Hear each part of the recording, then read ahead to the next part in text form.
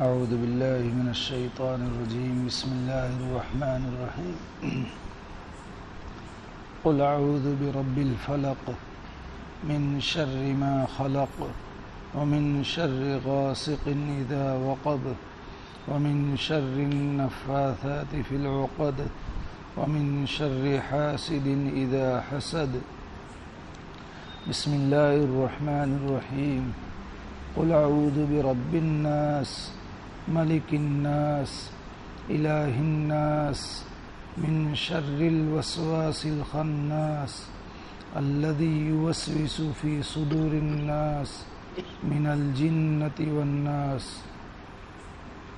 تو کہہ میں پناہ میں آیا صبح کے رب کی، ہر چیز کی بدی سے جو اس نے بنائی، اور بدی سے اندھیرے کی جب سمٹ آئے، اور بدی سے عورتوں کی جو گرہوں میں پھونک مارے، اور بدی سے برا چاہنے والے کی جب لگے ٹوک لگانے۔ تو کہہ میں پناہ میں آیا لوگوں کے رب کی، لوگوں کے بادشاہ کی، لوگوں کے معبود کی، بدی سے اس کی جو پھسلائے اور چھپ جائے، وہ جو خیال ڈالتا ہے لوگوں کے دل میں، جنوں میں اور آدمیوں میں۔ گزشتہ مجلس میں سورہ فلق کی آخری آیت کے متعلق آیا تھا وَمِن شَرِّ حَاسِدٍ إِذَا حَسَدَ، کہ حسد کرنے والے کے شر سے جب کہ وہ حسد کرے، میں آپ کی پناہ پکڑتا ہوں، صبح کے رب کی پناہ پکڑتا ہوں۔ اور چونکہ حسد ایک بہت مہلک اور عام بیماری ہے، اس لیے گزشتہ مجلس میں اس کے متعلق کچھ باتیں عرض کی تھی، لیکن اور بہت باتیں باقی ہے اسی حسد کے متعلق۔ اس لیے آگے بڑھتے ہوئے سب سے پہلے حسد کسے کہتے ہیں، حسد کی کتنی قسمیں ہیں اور اس کے احکام کیا ہیں، حسد کس بنیاد پر پیدا ہوتا ہے، اس کے کیا نقصانات ہیں، اور اس سے بچنے کا کیا طریقہ ہے، یہ چند باتیں آج کی مجلس میں عرض کرنی ہیں۔ سب سے پہلے نمبر پر حسد کسے کہتے ہیں؟ جہاں حدیث پاک میں حسد کے متعلق باتیں آئی ہیں، وہاں شراح نے نقل کیا ہے تمنا زوال نعمت الغیر،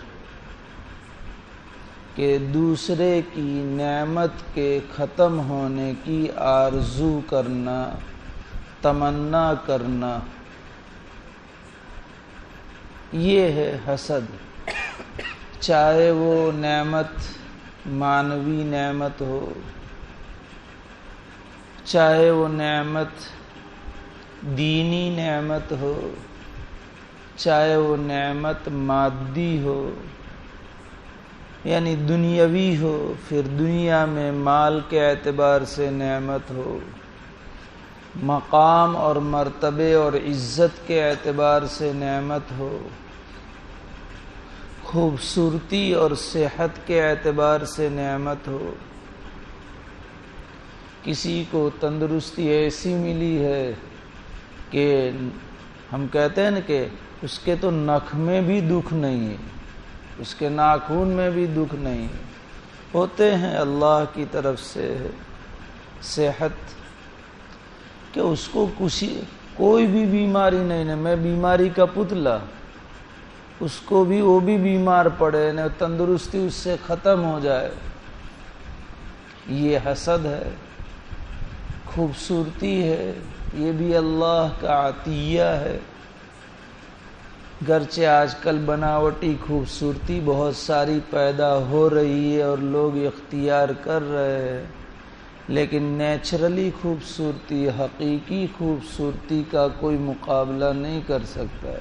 کتنی بھی لپسٹک لگائے نا، لیکن اللہ نے جو ہونٹوں پر اپنے اعتبار سے سرخی دی ہے اس کا کوئی مقابلہ نہیں کر سکتا.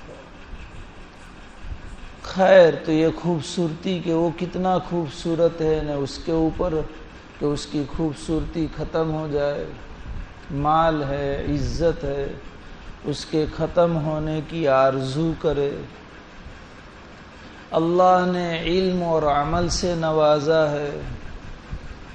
اللہ نے اپنا مخصوص اور مقرب بندہ بنایا ہے. معنوی نعمتوں سے نوازا، دینی نعمتوں سے نوازا کہ وہ کیوں اتنا علم میں، دینی علم میں کیوں اتنا آگے، ختم ہو جانا چاہیے. وہ عمل میں کیوں اتنا آگے، لوگ اس کی واہ واہ، فلاں مولانا کی لوگ واہ واہ کرتے ہیں اس کی علم اور عمل کے اعتبار سے، تو ختم ہو جانا چاہیے. یہ ہے تمنا زوال نعمت الغیر، یہ ہے حسد. حسد کا پہلا درجہ یہی ہے کہ حسد کرنے والا اس سے اس نعمت کے ختم ہو جانے کی آرزو کرے، چاہے پھر مجھے ملے کہ نہ ملے. یہ سب سے پہلا درجہ ہے، اور یہ درجہ اس طرح آرزو کرنا اور اس کے متعلق تدابیر اختیار کرنا، پلان بنانا، پروپیگنڈے کرنا شریعت کے اعتبار سے حرام ہے. اور یہ منافقوں کا کام تھا دور نبوی میں. آج جو بھی ایسا کرے وہ منافق والا کام کرے گا. نبی اکرم صلی اللہ علیہ وسلم کی روز افزو، دن بدن ترقی، مسلمانوں کی ترقی، یہ لوگ مدینہ منورہ کے منافقین دیکھ نہیں سکتے تھے، اور اس وجہ سے یہ مسلمانوں سے نعمت اسلام، مسلمانوں کی کثرت، مسلمانوں کی عزت کے ختم ہونے کا چاہتے تھے، اور اس کے لیے طرح طرح کے پلان بناتے تھے. قرآن ان منافقوں کی نفاق والی حرکتوں سے بھرا پڑا ہے. یہ حرام ہے. یہ پہلا درجہ ہے. دوسرا درجہ حسد کا کہ اس سے وہ نعمت چھین جائے، نعمت والے سے نعمت ختم ہو جائے اور وہ مجھے مل جائے. اس کے پاس مال ہے، وہ مال والا نہیں رہنا چاہیے، وہ مال مجھے مل جائے. اس کے پاس عزت ہے، اس کی عزت پر پانی پھر جانا چاہیے اور میں عزیز بن جاؤں. اس کے پاس علم و عمل ہے، وہ اس سے خالی ہو جائے اور وہ مجھے مل جائے. اس کے پاس خوبصورتی ہے، صحت ہے، طرح طرح کی، وہ اس سے ختم ہو جائے اور وہ مجھے مل جائے. یہ ہے حسد کا دوسرا درجہ، اور یہ بھی ناجائز ہے، حرام ہے، گناہ کبیرہ ہے، اور یہ یہودیوں کا طریقہ ہے. نبی اکرم صلی اللہ علیہ وسلم پر اور مسلمانوں پر حسد ان کا ایسا ہی تھا. دیکھیے اللہ تعالیٰ کی نعمت ملتی ہے نعمت کی قدر سے، اور اللہ مزید دیتے ہیں جب تک انسان اس نعمت کی واقعتاً قدر دانی کرے، اور اللہ تعالیٰ کی نعمت پر اگر ناشکری ہو تو ایک وقت تک اللہ تعالیٰ وہ نعمت اس کے پاس برقرار رکھتے ہیں، یا تو دو وجہ سے، یا تو اس وجہ سے کہ باز آ جائے ناشکری سے اور شکر گزار بندہ بن جائے کہ دیکھو میری اس طرح ناشکری کے باوجود اللہ تعالیٰ مجھے نعمتوں سے نوازتے ہیں، تو ایک موقع پر آ کر کے تنبیہ ہو اور تنبیہ کی وجہ سے وہ شکر گزار بندوں میں شامل ہو جائے۔ تو اگر ایسا ہے تو اللہ تعالیٰ پھر نعمت اس کے پاس برقرار رکھتے ہیں، اور یا یہ کہ اللہ تعالیٰ ڈھیل دینا چاہتے ہیں تاکہ مکمل پکڑ فرمائے۔ فرعون کو دی نعمت ہر طرح کی، اور اس نے اس نعمت کی ناقدری ہر وقت کی، تو پھر اللہ تعالیٰ نے سخت گرفت فرمائی اور پھر فرعونیوں سے نعمت بھی سلب کر لی، ختم کر دی۔ اسی طرح حضرت ابراہیم علیہ السلام کے ایک بیٹے اسحاق علیہ السلام اور ان کے بیٹے یعقوب اور ان کے بیٹے یوسف علیہم التسلیم، ان سے نبوت کا اللہ تعالیٰ نے سلسلہ ایسا جاری فرمایا کہ اسحاق علیہ السلام اور یعقوب علیہ السلام کے بعد اللہ تعالیٰ نے یہ نعمت نبوت کی اور رسالت کی ان کی اولاد میں رکھی حضرت عیسیٰ علیہ السلام تک۔ ان کی اولاد کے علاوہ میں نبی اللہ نے بھیجا ہی نہیں۔ حضرت یعقوب علیہ السلام سے، اسحاق علیہ السلام سے لے کر عیسیٰ علیہ السلام تک جتنے بھی نبی آئے اس زمانے سے لے کر کے عیسیٰ علیہ السلام تک سب ایک ہی خاندان میں، نبوت، رسالت، کتاب، بلکہ اللہ نے یہ نعمت اور زیادہ ان کے اوپر اس طریقے سے کی کہ بعد میں آگے چل کر حضرت داؤد علیہ السلام اور حضرت سلیمان علیہ السلام یوسف علیہ السلام کو ملی، اس کے بعد درمیان میں وقفہ ہوا، پھر موسیٰ علیہ السلام کو یہ چیز ملی، اور پھر داؤد علیہ سلیمان کے نبوت و رسالت کے ساتھ اللہ تعالیٰ نے دنیا کی بادشاہت بھی عطا فرمائی۔ یوسف علیہ السلام کو پورے مصر کا گورنر بنا دیا، سارے اختیارات دے دیے گئے کلی طور پر۔ موسیٰ علیہ السلام فرعون کے ختم کے بعد مطلقاً حاکم بنے، اور داؤد اور سلیمان علیہم التسلیم کی حکومت تو جو اللہ تعالیٰ نے دی پوری دنیا میں غیروں میں بھی مسلم ہے اور مشہور ہے، اور اس میں بھی سلیمان علیہ السلام کی حکومت ہر مخلوق پر۔ تو یہ نعمت اللہ تعالیٰ نے دی، لیکن اس نعمت میں یہ لوگ اتنے اترانے لگے کہ یہ سمجھنے لگے کہ ہم ہی کچھ ہے، اور یہ سمجھنے لگے کہ اب ہم کچھ بھی کرے نعمت نبوت و رسالت ہمیشہ ہماری ہی داسی بن کر کے ہمارے خاندان میں رہے گی، یہ انہوں نے سمجھ رکھا تھا۔ لیکن اللہ بڑے غیور ہیں، بڑی قدرت والے ہیں، نعمت کی ناشکری کی، گناہ کرتے رہے، انبیاء علیہم التسلیم کو قتل کرتے رہے۔ دین کے شروع میں انہوں نے بیک وقت ایک ہی دن میں ان لوگوں نے 130 نبیوں کو قتل کیا۔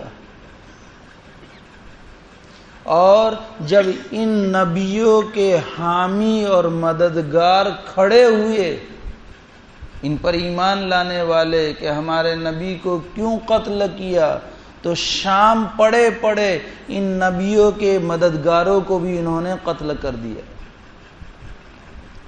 یہ ان سے اس طرح کی نافرمانیاں اور اس طرح کے جرم کا ارتکاب ہوا، اور پھر انہوں نے مال کی محبت میں اور عہدے کی محبت میں اللہ کی نازل کردہ کتابوں میں ہیرا پھیری کرنا شروع کی، تبدیلی کرنا شروع کی، اور پھر ان بدلے ہوئے احکام کو اللہ کی طرف نسبت کرنے لگے کہ یہی اللہ کی طرف سے نازل ہے، حقیقت حال کو چھپانے لگے۔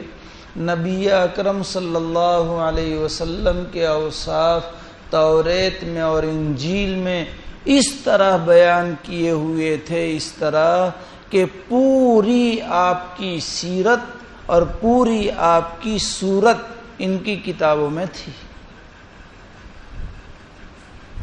لیکن انہوں نے حسد کی وجہ سے، انہوں نے مال کے نذرانے ختم ہونے کی وجہ سے اور اپنی سرداری اور بڑائی کے ختم ہونے کے ڈر سے اس کو بدلا، تو اللہ تبارک تعالیٰ نے نبوت اور رسالت اور کتاب ان سے ختم کر کے اللہ تبارک تعالیٰ نے بنو اسماعیل میں ابراہیم علیہ السلام کے صاحبزادے حضرت اسماعیل علیہ السلام کی اولاد میں نبی اکرم صلی اللہ علیہ وسلم کو دے کر کے ان سے ہمیشہ ہمیشہ کے لیے یہ نعمت چھین لی، تو اس کی وجہ سے یہ لوگ حسد کرنے لگے کہ یہ نعمت ان کو کیوں ملی، ہمیں ملنی چاہیے، یہ حسد۔ ام یحسدون الناس علی ما آتاہم اللہ من فضلہ فقد آتینا آل ابراہیم الکتاب والحکمہ وآتیناہم ملکا عظیما۔ بلکہ حسد کی عجیب انتہا ان کے اندر، ان یہودیوں کے اندر اس وقت بھی آج بھی اتنا حسد، باوجود یہ کہ نبی اکرم صلی اللہ علیہ وسلم کے برحق ہونے، آپ کے آخری نبی ہونے، آپ کی کتاب قرآن کے آخری کتاب ہونے، مذہب اسلام کے آخری مذہب ہونے کو یہ لوگ بالکل قطعیت کے ساتھ، یقین کے ساتھ جانتے تھے۔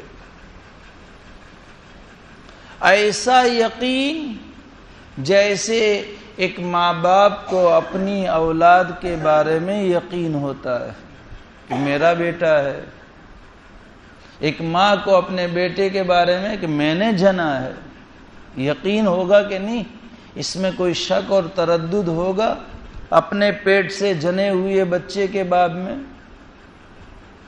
قرآن کہہ رہا ہے یعرفونہ کما یعرفون ابناءہم، کہ یہ لوگ آپ صلی اللہ علیہ وسلم کو اس طرح جانتے ہیں جیسے کہ یہ اپنے بیٹوں کو جانتے ہیں۔ عبداللہ ابن سلام رضی اللہ تعالیٰ عنہ فرمایا، اے اللہ کے رسول، اس سے بھی زیادہ ہم کو آپ کی رسالت کے بارے میں یقین ہے کہ جتنا یقین ہمیں اپنی اولاد کے بارے میں نہیں، کہ کہیں بیوی نے خیانت کی ہو، وہاں تو امکان ہے کہ بیوی نے خیانت کی ہو، لیکن آپ کی نبوت اور رسالت کے بارے میں ادنا سا بھی شک نہیں۔ یہ سب ہوتے ہوئے حسد کی آگ میں اتنے یہ لوگ بڑھے ہوئے تھے کہ کفار مکہ کے پاس جا کر کے ان کے ساتھ اسلام کے ختم کرنے کے لیے ہاتھ ملاتے ہیں، تو ابو سفیان بھی پکے ہیں، وہ کہ یہ بڑی مکار اور عیار قوم ہے، ان کی باتوں میں آنے جیسا نہیں ہے، تو ابو سفیان نے کہا کہ ہم تمہاری بات نہیں مانتے جب تک کہ تم ہمارے بتوں کو سجدہ نہ کرو۔ تو سجدہ کیا۔ انہوں نے مکہ معظمہ جا کر، ان یہودیوں نے مکہ معظمہ جا کر کے ان مشرکین کے ساتھ ساز باز کرنے اور دوستی کرنے کے لیے توحید خالص کے یہ لوگ حامل تھے، لیکن بتوں کو سجدہ کر رہے۔ ابو سفیان نے ابھی تک اسلام نہیں لائے تھے، ابو سفیان انہوں نے کہ بھئی موقع آیا ہے نہ آیا ہے، اس لیے کہ گرج پڑے تو گدھیڑا نے بھی باپ کے، گجراتی میں مثل مشہور ہے، اور گرج وان کو عقل نہیں ہوتی، یہ بھی مثل مشہور ہے۔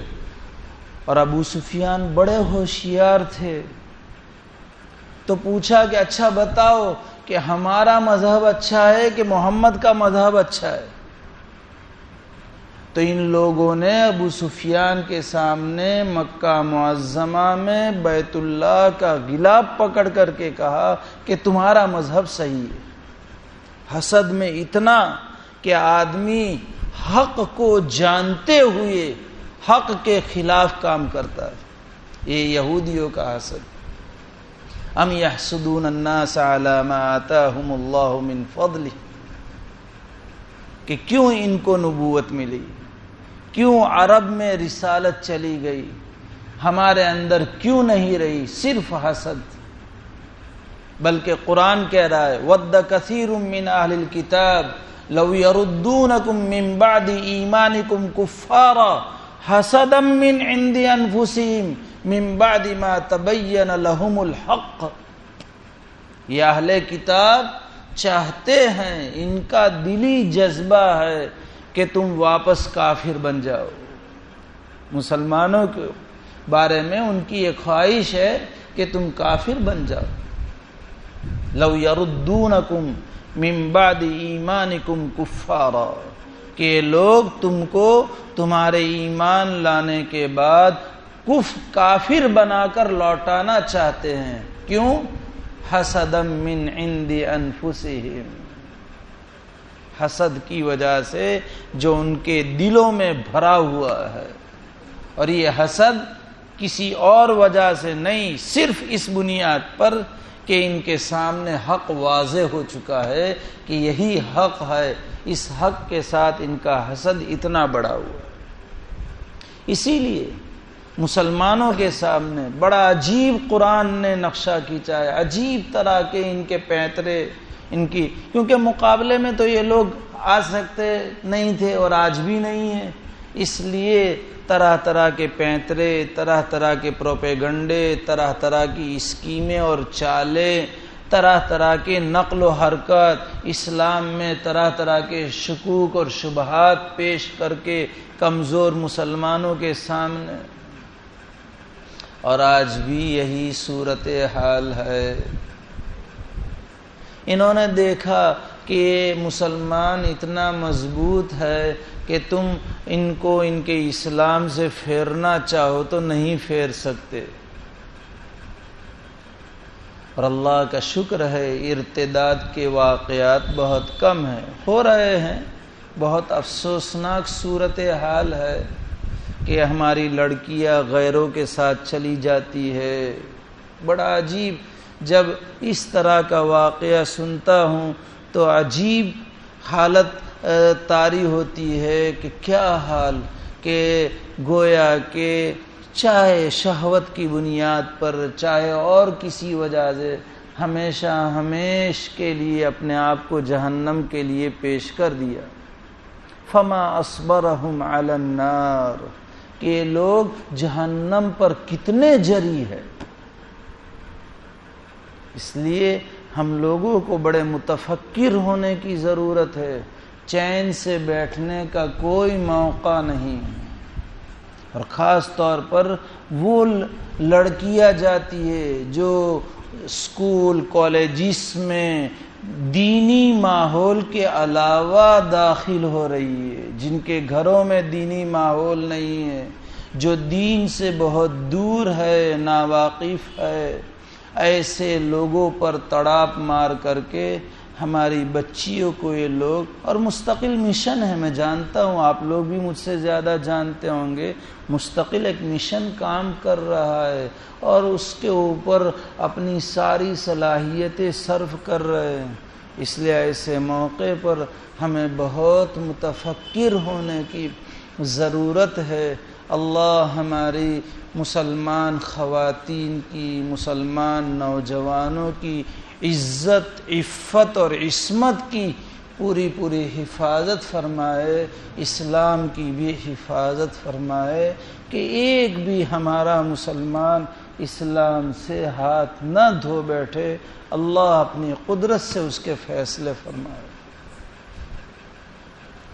تو ان لوگوں نے آج ہم کو نام کے مسلمان رکھ کر کے اسلامیت سے بالکل کھوکھلا کرنے کے لیے پورا غیر اسلامی ڈھانچہ تجارت میں، ملازمت میں، معاشرت میں، تعلیمات میں ایسا داخل کر دیا ہے کہ مسلمان کو مسلمان نام کے ساتھ مسلمانی سیرت اور کیریکٹر پر باقی رہنا ہو تو ہاتھ میں انگارہ پکڑنے کے مانند ہے۔ لیکن مشکل نہیں ہے، تاہم الحمدللہ بہت سارے ہمارے نوجوان تعلیمی شعبوں میں اسلامی وضاقتہ میں جا رہے ہیں، حاصل کر رہے ہیں، ان کے یہاں لیکچرز دے رہے ہیں، مشکل نہیں ہے۔ اگر ہم ہی نہ چاہے تو بہانے ہزار ہے، ناچنا نہ ہو تو آنگن ٹیڑھا والی بات ہے۔ تو یہ لوگ ود کثیر من اہل الکتاب لو یردونکم من بعد ایمانکم کفارا، آج ہماری سیرت کے اعتبار سے ہمیں کافر اور غیر مسلم بنانے کی کوشش پوری ہے، اور میں یہ سمجھتا ہوں کہ یہ کچھ حد تک کامیاب نظر آ رہے ہیں۔ تو یہ حسد ہے۔ اسی لیے یہ یہودی اپنے لوگوں کو خاص طور پر تاکید دے کر کے کہتے تھے وَلَا تُؤْمِنُوا إِلَّا لِمَنْ تَبِعَ دِينَكُمْ، جو تمہارے دین کا ماننے والا ہو اسی کی بات مانیو، تمہارے دین والا نہ ہو تو اس کی بات نہ مانیو، ایمان نہ لائیو، حسد کی بنیاد پر، عصبیت۔ تو یہ حسد کا دوسرا درجہ، اور جہاں یہودیوں نے یہ حسد کیا تھا، مشرکین مکہ نے بھی آپ صلی اللہ علیہ وسلم کے ساتھ اسی طرح کا حسد کیا تھا۔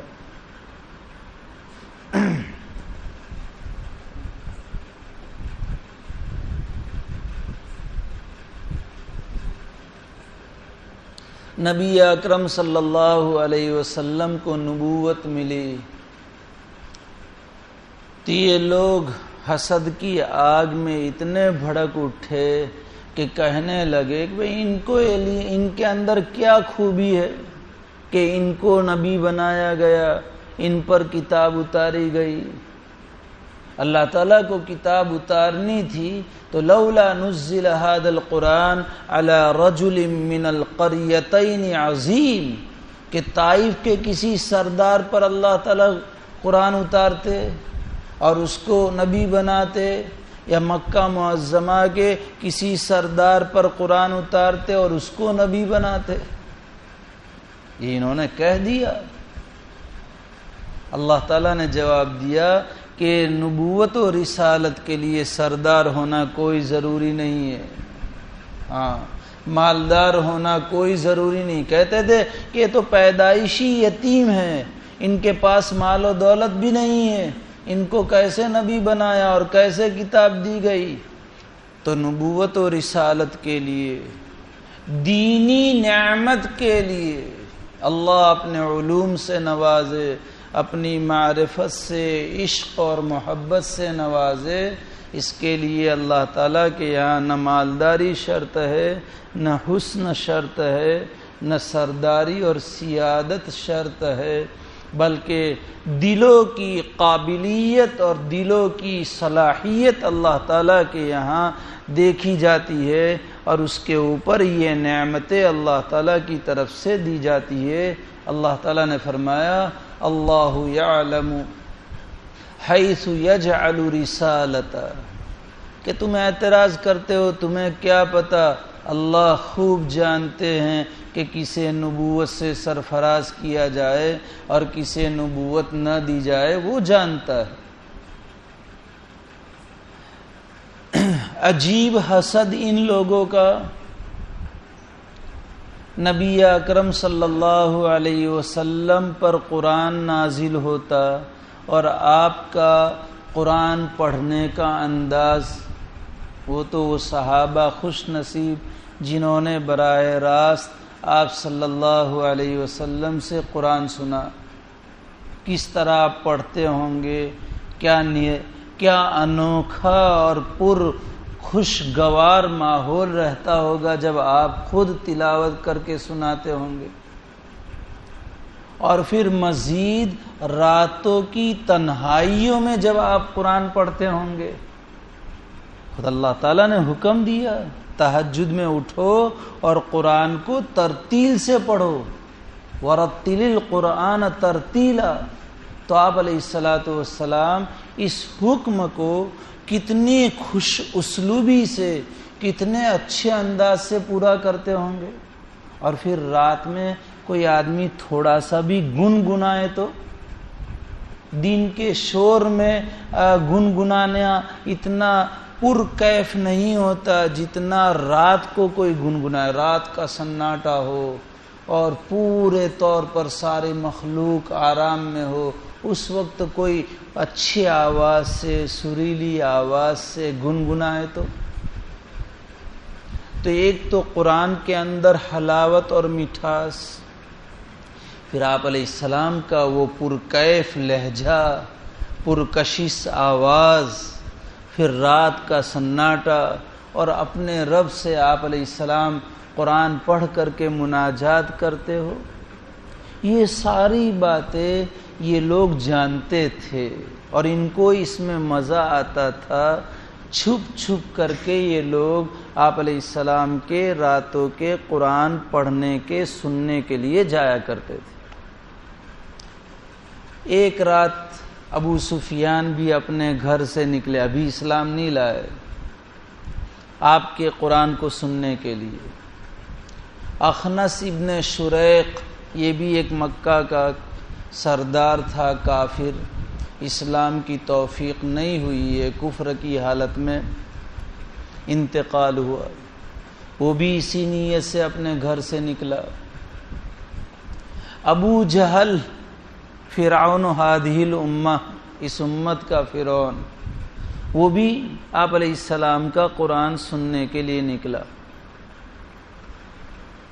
اور تینوں کہ بھئی کون دیکھنے والا ہے رات کے اندھیرے میں، اور تینوں آپ علیہ السلام کا قرآن آپ کے گھر کے پاس سن رہے ہیں رات کے اندھیری میں، اور الگ الگ سن رہے، ممکن ہے ایک اس کونے میں، ایک دوسرا اس کونے میں، تیسرا اس کونے میں ہو، اور سننے میں اتنے مست ہوئے، محو ہوئے کہ رات کہاں پوری ہوئی خبر نہیں پڑی۔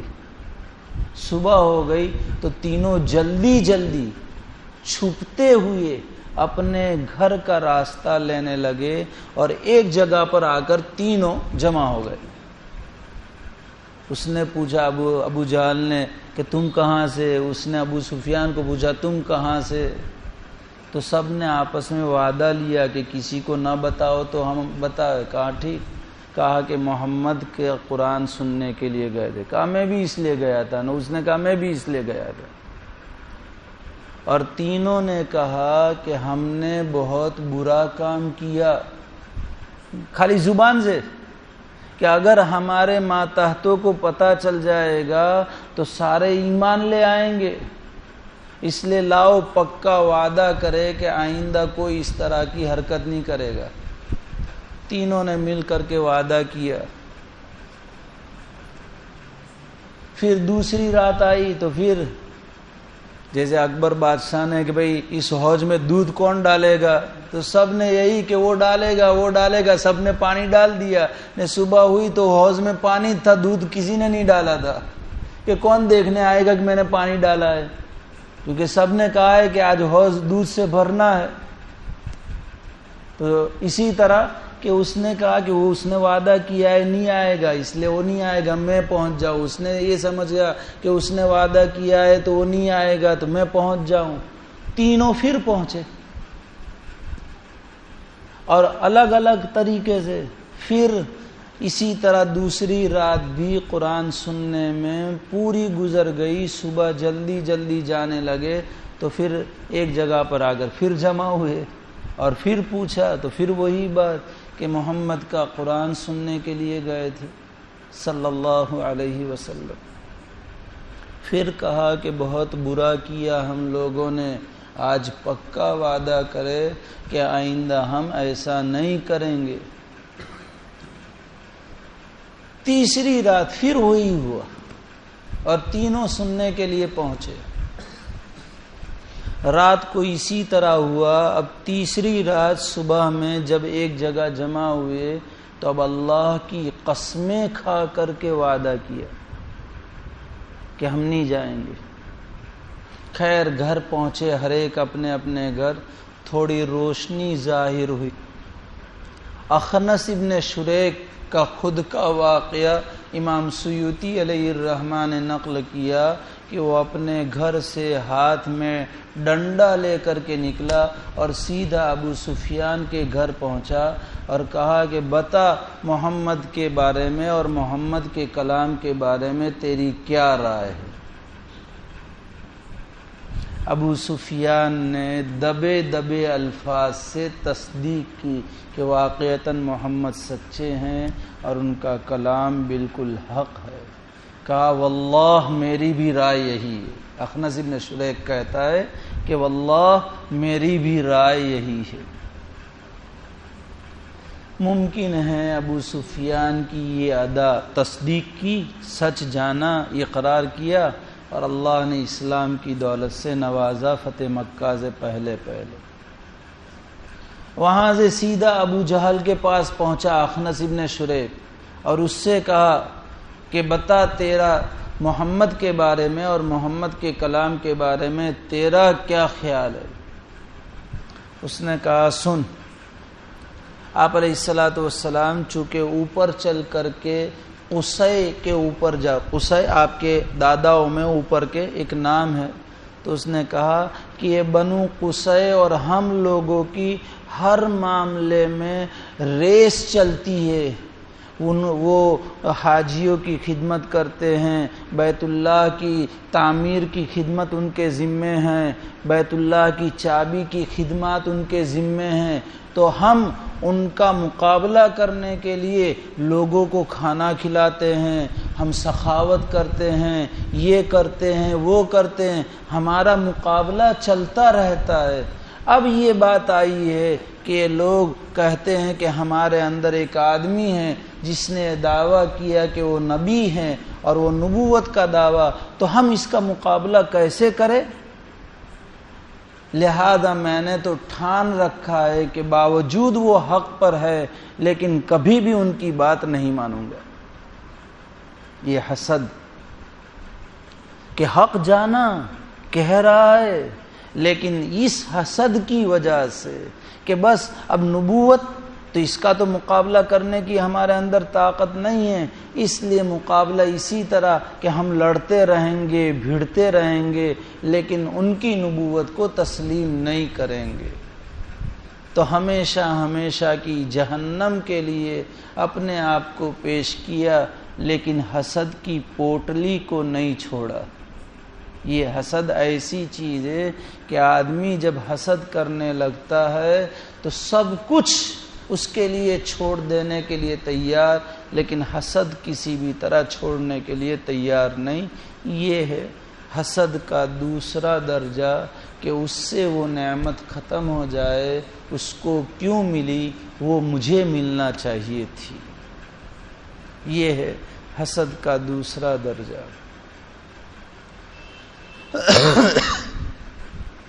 حسد کا تیسرا درجہ، کسی کی نعمت دیکھ کر کے دل میں کھٹکا پیدا ہوا، دل میں دکھ پیدا ہوا کہ اس کو ملی،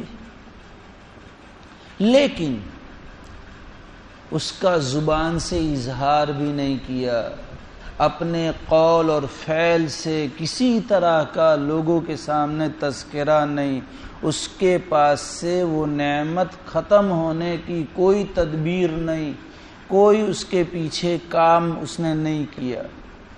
یہ ہے حسد کا تیسرا درجہ۔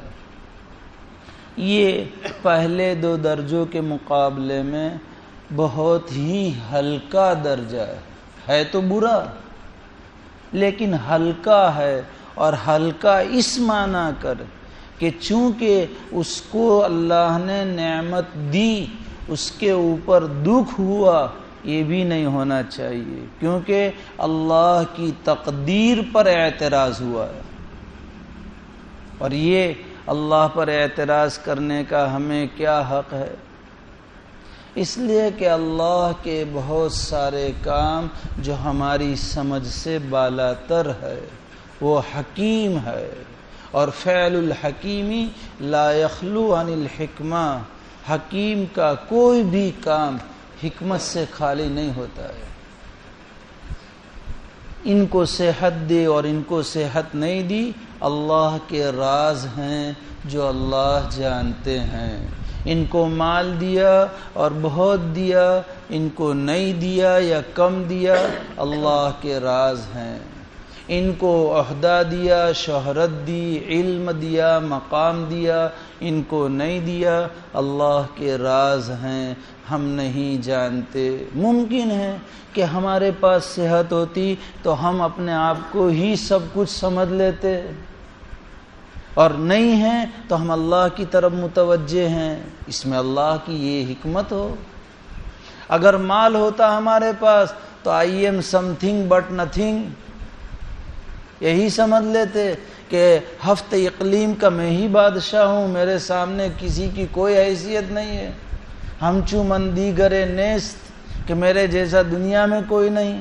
تو اللہ جانتے ہیں کہ کس کو مال دینے میں اس کی عاقبت اور آخرت کا فائدہ ہے، کس کو دینے میں اس کا نقصان ہے، وہ اللہ جانتا ہے کہ ہم لیول پر ہیں، مال نہیں ہے تو لیول پر ہیں۔ اگر مال ہوتا تو زمین سے 1 فٹ کیا معلوم کتنے اونچے چلتے، پیرج ہمارا زمین پر نہ رہتا۔ یہ اللہ کی حکمتیں ہیں، لیکن اس کے دل میں دکھ ہوا، یہ اللہ کی تقدیر پر اعتراض ہوا، اور یہ بھی گناہ ہے۔ لیکن چونکہ اس نے اپنی زبان سے، اپنی حرکت سے اس بندے خدا کے بارے میں کوئی یہ تمنا کہ اس سے ختم ہو جائے، مجھے مل جائے، اس کے لیے پروپیگنڈے، اس کے بارے میں برائیاں کچھ نہیں کیا ہے، اس لیے صرف اللہ کے حق میں کوتاہی ہوئی ہے، توبہ اور استغفار سے گناہ فوراً معاف ہو سکتا ہے، اس لیے یہ ہے برا، لیکن پہلے دو کے مقابلے میں یہ برا اتنا زیادہ برا نہیں ہے، فوراً اللہ کی طرف متوجہ ہونے سے معاف ہو سکتا ہے۔ چوتھا درجہ ہے کہ وہ نعمت اس کے پاس ہے، مجھے بھی مل جائے اس کے پاس رہتے ہوئے۔ اس کے پاس صحت ہے، اللہ مجھے بھی صحت دے دے، بس اس کے پاس سے ختم ہو۔ اللہ مجھے بھی اس جیسا مال دے، اللہ مجھے بھی اس جیسا مقام اور عزت اور شہرت دے، اللہ مجھے بھی اس جیسا علم و عمل سے نواز دے۔ اس کو عربی کے اعتبار سے حسد کہا جائے گا، لیکن حقیقت میں یہ حسد نہیں ہے، اس کے لیے گرچہ روایت میں حسد کا لفظ استعمال ہوا ہے، لیکن محدثین نے تشریح کی ہے کہ یہ حسد نہیں ہے، عربی میں اس کو غیبتہ کہتے ہیں اور اردو میں اس کو رشک کہتے ہیں، کہ فلاں کو نعمت ملی، اس کے پاس رہتے ہوئے مجھے بھی مل جائے۔ یہ رشک، اور یہ جائز ہے، یہ رشک جائز ہے، لیکن دنیاوی امور میں، مباح امور میں حد سے زیادہ رشک نہیں کرنا چاہیے۔ رشک کرنا ہے تو دینی امور میں کرنا چاہیے۔ نبی اکرم صلی اللہ علیہ وسلم نے ارشاد فرمایا لا حسد الا فی اثنتین، وہاں حسد سے مراد یہی غیبتہ اور رشک، کہ اگر حسد جائز ہوتا یا کہ رشک کرنا، دو آدمیوں کے بارے میں رشک کرنا جائز ہے، اس کے علاوہ کسی کے بارے میں نہیں۔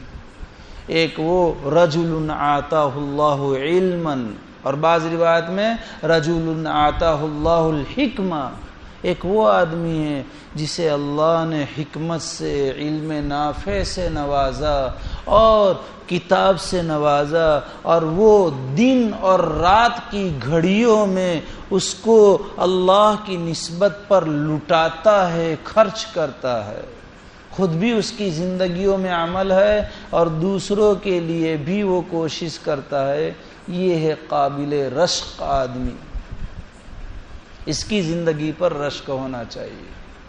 اور دوسرا رجل آتاہ اللہ مالا فسلطہ فی سبیل اللہ علی ہلکتہ، کہ اللہ تعالیٰ نے مال دیا ہے اور وہ اپنے مال کو اللہ کی مرضیات میں جی لگا کر خرچ کرتا ہے، یہ آدمی قابل رشک ہے، کہ اس کی کیا شاندار بلڈنگ ہے، میری بھی ایسی ہو جائے، جائز ہے، اچھی چیز نہیں ہے، کہ اس کے پاس انووا نے، تویرا نے، اب تو اس سے بھی اعلیٰ درجے کی ہے کہ مجھے بھی مل جائے، جائز ہے، لیکن پسندیدہ شریعت میں نبی اکرم صلی اللہ علیہ وسلم نے اس کو پسند نہیں فرمایا ہے۔ تو یہ حسد کے درجوں کے متعلق بات ہوئی۔ حسد پیدا ہونے کے اسباب،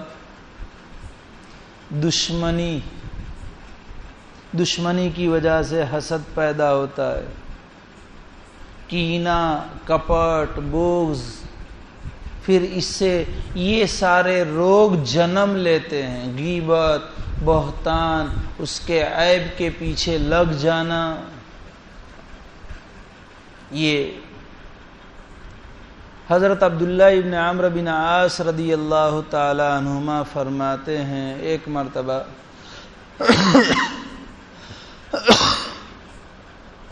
ہم لوگ نبی اکرم صلی اللہ علیہ وسلم کی خدمت میں بیٹھے ہوئے تھے، آپ صلی اللہ علیہ وسلم نے فرمایا ابھی مسجد میں ایک صاحب داخل ہوں گے اور وہ جنتی ہوں گے۔ حضرت عبداللہ ابن عمرو بن عاص رضی اللہ تعالیٰ عنہما کہتے ہیں کہ تھوڑی دیر میں ایک صاحب مسجد میں اس حال میں داخل ہوئے کہ ان کے الٹے ہاتھ میں چپل تھی اور ان کے اوپر وضو کا اثر ظاہر تھا کہ پانی ٹپک رہا تھا۔ وہ مسجد میں آئے اور انہوں نے ایک طرف اپنی چپل رکھ کر کے 2 رکعت نماز پڑھی اور اس کے بعد پھر وہ مسجد سے چلے گئے۔ میں ان کے پیچھے پیچھے لگ گیا، ان کے پیچھے پیچھے جب ان کا گھر آیا تو میں نے ان سے کہا کہ میں آپ کے یہاں 2 یا 3 دن مہمان بننا چاہتا ہوں۔ کہا ٹھیک ہے، منظور ہے۔ حضرت عبداللہ ابن عمرو بن عاص رضی اللہ تعالی عنہما کہتے ہیں میں ان کے یہاں مہمان رہا، رات کو سونے کا وقت ہوا تو سونے کا بہانہ بنا کر کے پوری رات میں جاگتا رہا کہ دیکھوں کہ ان کے جنتی ہونے کا آپ صلی اللہ علیہ وسلم نے تذکرہ فرمایا، کون سا ایسا عمل ہے کہ جس کی بنیاد پر آپ نے ان کے بارے میں جنتی ہونا ارشاد فرمایا۔ تو دیکھا وہ تو سو گئے اور آرام سے سو گئے. کوئی رات کے معمولات کے لمبی چوڑی ہزاری تسبیح لے کر بیٹھے ہو نے وہ پڑھتے ہو، کوئی نہیں. سوچا کہ ممکن ہے تہجد کے لیے اٹھیں گے، لیکن تہجد کے لیے بھی نہیں اٹھے. صبح فجر کا وقت ہوا تو اٹھے اور فجر کی نماز کے لیے مسجد میں حاضر ہوئے. میں بھی ان کے ساتھ حاضر ہوا. پھر واپس وہ گھر گئے تو میں بھی گھر گیا. یہ اپنے کام کاج میں لگے، کوئی زیادہ ذکر تلاوت، کوئی معمولات، کوئی نوافل کا اہتمام، کچھ نہیں. بس پورا دن بھی اسی طرح گزرا کہ فرض نماز کا وقت آتا تو مسجد میں حاضر ہو کر کے جماعت کے ساتھ نماز پڑھتے. اسی طرح 3 دن میرے پورے ہو گئے، لیکن کوئی نیا عمل، کوئی خاص عمل مجھے دکھائی نہیں دیا. میں حیرت میں پڑ گیا. 3 دن کے بعد میں نے کہا کہ میں آپ کے یہاں اس لیے آیا تھا کہ آپ کا کوئی خصوصی عمل دیکھوں، اور وجہ اس کی یہ تھی کہ آپ جب مسجد میں آئے، آپ کے آنے سے پہلے آپ کے متعلق نبی اکرم صلی اللہ علیہ وسلم نے جنتی ہونے کی بشارت سنائی تھی. تو آپ کا کوئی مخصوص عمل معلوم کرنے کے لیے میں آپ کے پاس رہا، لیکن مجھے کچھ دکھائی نہیں دیا.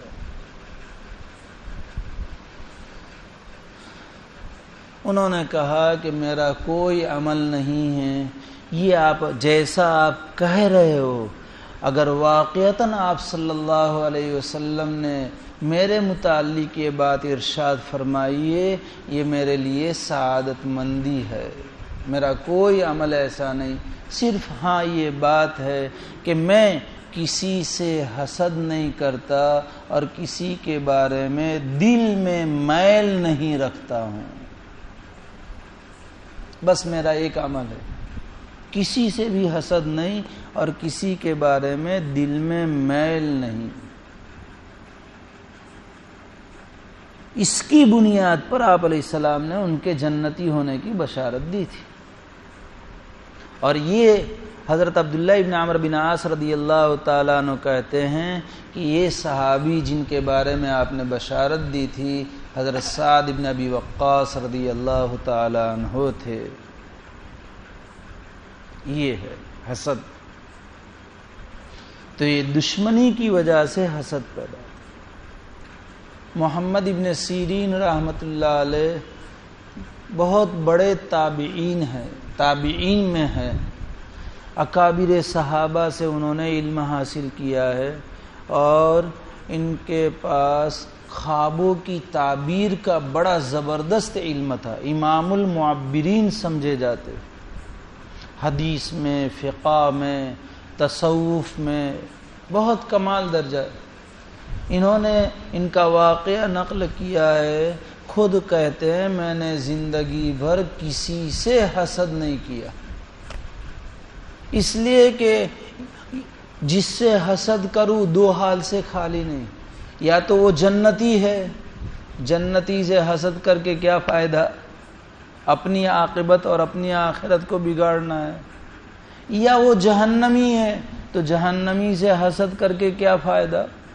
اس لیے میں نے زندگی بھر کسی سے حسد نہیں کیا. یہ تو دشمنی کی وجہ سے حسد پیدا ہوتا ہے، اور پھر اس کی وجہ سے غیبت کرنا شروع کر دیتا ہے، بہتان لگانا شروع کر دیتا ہے، اس کے پیچھے اس کے عیوب کو تلاش کرنے میں لگ جاتا ہے. غیبت گناہ کبیرہ، بہتان گناہ کبیرہ، اور حدیثوں میں سخت ممانعت ہے. کسی کے عیب کو اس کی حقارت کے لیے معلوم کرنے کے لیے پڑھ جانا، ٹوہ میں لگ جانا، جاسوسی کرنا. مطلق جاسوسی خراب چیز نہیں ہے. ایک باپ اپنے اولاد پر واچ رکھے ہوئے ہیں اس کی تربیت کے لیے، یہ جاسوسی تو یہ تو مطلوب ہے. ایک استاد اپنے شاگردوں کے اوپر واچ لگائے ہوئے ہیں. یہ تو ایک شیخ اپنے مریدین کے احوال کی اصلاح کے لیے نگرانی برابر کیے ہوئے ہیں. محتمیم صاحب مدرسے میں آنے والے طلباء کے خطوط کو پڑھ رہے ہیں. اصلاح حال اور تربیت کے لیے، یہ جاسوسی نہیں، لیکن کہ کس طرح اس کو گراؤں، اس کے پیچھے پڑ جائے، اس کے عیوب کو، اس کی خامیوں کو تلاش کرے اور اس کے لیے واچ رکھے، اس کے لیے آدمی رکھے، اس کے لیے ٹیپنگ کا زمانہ ہے آج کل، کال ٹیپنگ، جاسوسی کے لیے، آپ لوگ مجھ سے زیادہ جانتے، اشاروں میں باتیں، یہ سارا کچھ صرف کیوں؟ اس کے حقیر کرنے کے لیے، اس کے مقام کو گرانے کے لیے۔ قرآن میں بھی ممنوع ہے، احادیث میں بھی ممنوع قرار دیا ہے، ولا تجسسوا، جاسوسی نہ کرو۔ ہمارا معاشرہ ان برائیوں سے بڑا خدبدہ رہا ہے، غیبت کیا، بہتان کیا، جاسوسی کیا، حقارت اور ذلیل کرنے کے لیے ٹانٹیا کھینچ جسے کہتے ہیں۔ سب تو طرح طرح کے گیم کھیلتے ہیں، لیکن مسلمان کیا کھیلتے ہیں؟ ٹانٹیا کھینچ، کہ وہ آگے بڑھے ٹانٹیا کھینچو، اور آگے بڑھنے دو پھر کھینچو۔ یہ ٹانٹیا کھینچ زبردست ہمارے ہاں گیم چل رہی ہے، اور مسلمان الامان والحفیظ، الامان والحفیظ، اللہ مسلمانوں کو صحیح سمجھ دے۔ اپنا بھائی بڑھ رہا ہے، اسلام ہی کی تو عزت ہے، مسلمان ہی کی تو عزت ہے، کہ وہ IPS بن رہا ہے، وہ فلاں بن رہا ہے، وہ فلاں بن رہا ہے، فلاں بن رہا ہے، اسلام ہی کا تو نام روشن ہو رہا ہے۔ خیر، تو یہ ساری برائیاں اس سے جنم لیتی ہے۔ اسی کو نبی اکرم صلی اللہ علیہ وسلم نے ارشاد فرمایا ایک روایت میں، حضرت ابو ہریرہ رضی اللہ تعالیٰ عنہ غالباً، مجھے یا حضرت عائشہ، دونوں میں سے کوئی ایک راوی ہے رضی اللہ تعالیٰ عنہ، آپ نے فرمایا دب الیکم داء الامم قبلکم الحسد والبغضاء فإنها هي الحالقة لا اقول تحلق الشعر ولكن تحلق الدین۔ آپ نے فرمایا کہ تم لوگوں میں وہ بیماریاں سرایت کرے گی جو تم سے پہلی والی امتوں میں تھی۔ پھر آپ نے فرمایا ان بیماریوں میں سے حسد اور بغض، دلوں کا میل، اور پھر آپ نے فرمایا کہ یہ دین کو یہ مونڈنے والی ہے، اور میں یہ نہیں کہتا کہ یہ بالوں کو مونڈنے والی چیز ہے، یہ دین کو مونڈنے والی چیز۔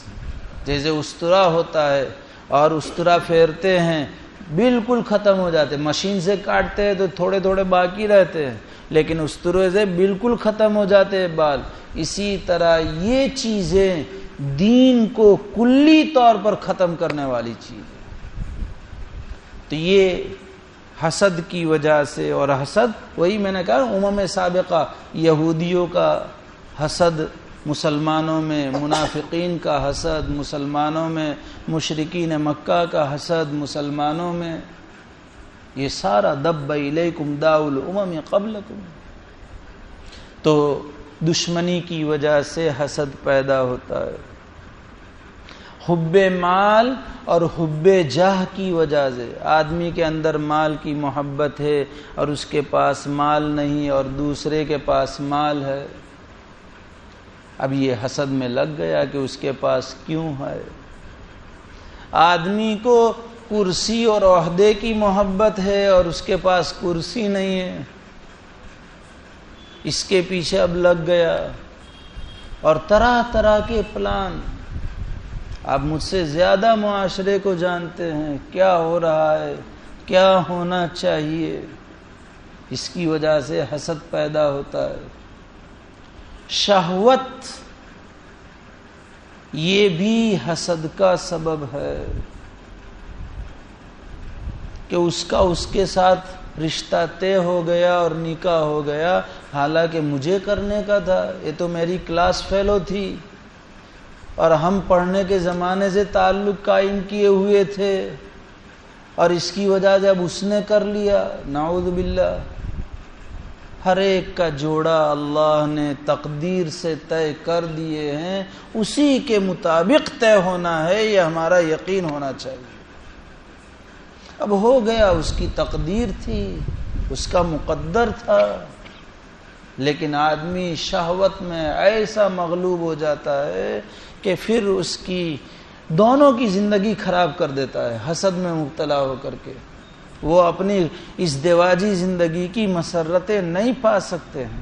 ہو رہا ہے معاشرے میں، ہمارا اسلامی معاشرہ، کہ اس کا اس کے ساتھ ہو گیا، نی چین سے جینے دوں گا، یہ جادو نہ جنات نہ یہ نہ وہ نہ یہ طرح طرح کے پلان، یہ سارے کہ مجھے اس سے کرنا تھا تو نے کیوں کر لیا یہ۔